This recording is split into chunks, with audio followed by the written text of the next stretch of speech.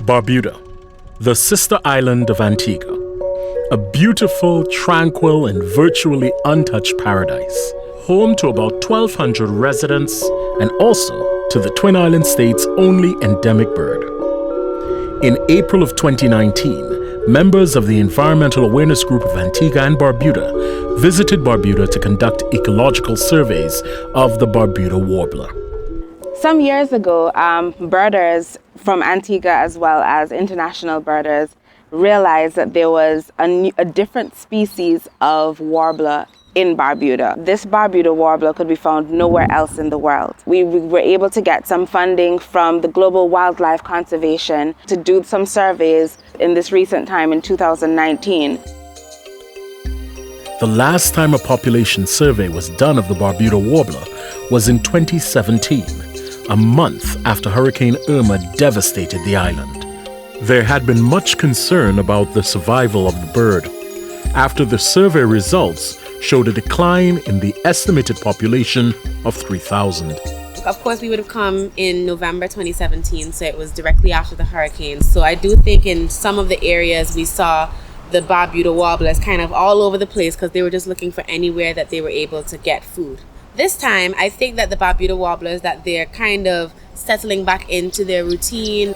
The Environmental Awareness Group partnered with Birds Caribbean, Fauna and Flora International, and the Department of the Environment to carry out the updated bird surveys. The relationship between EAG and Birds Caribbean is both organizations are really devoted to conserving birds throughout the Caribbean for Birds Caribbean and Antigua and Barbuda. What we're trying to determine is the population size of the Barbuda warbler, which is endemic to the island of Barbuda. It's the only bird that's endemic to the Antigua-Barbuda country.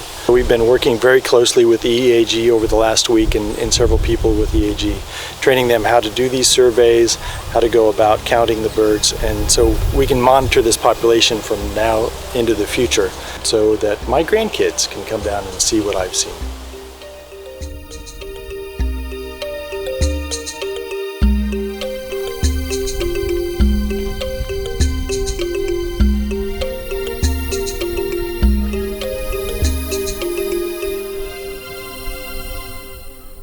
These small, endemic birds can be found in many regions throughout the island. We are doing number 10.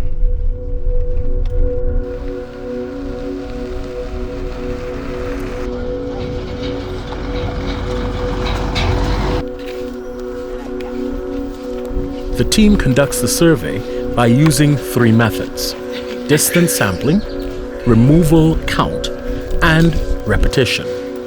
So we go to the same point several times and we measure in a lapse time of 6 minutes all the birds that we hear and we see, of course including the Barbuda warbler, and we take the distance to these birds. Also we take an angle to them. And then we can analyze this data in 3 different ways, and if we hopefully will get the same results or similar results for all this analysis, indicating that our methodology and the data is being collected in a good way, and there is solid data and solid results. And this combination gives the best results. Because the Barbuda warblers don't take all of our time that we are surveying, it's really nice to have data on as many species as possible, because different species will be indicators of different things.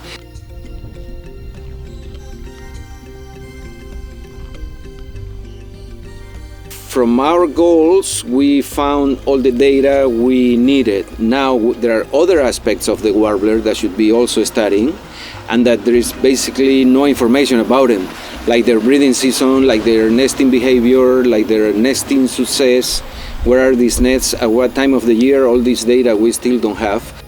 We really have been able to see a lot more birds, kestrels, bullfinches, just such a large amount of wildlife here. I find that the Barbudans, I think they're so accustomed to it that they forget. And so this is where I'm thinking, how can EAG help the Barbudans to have an appreciation for all the environment that's around them? I think that is important for everybody to know about birds. Once you see birds around, it's also a healthier environment anyway that you're seeing birds. And I think it's important for us to continue conserving them.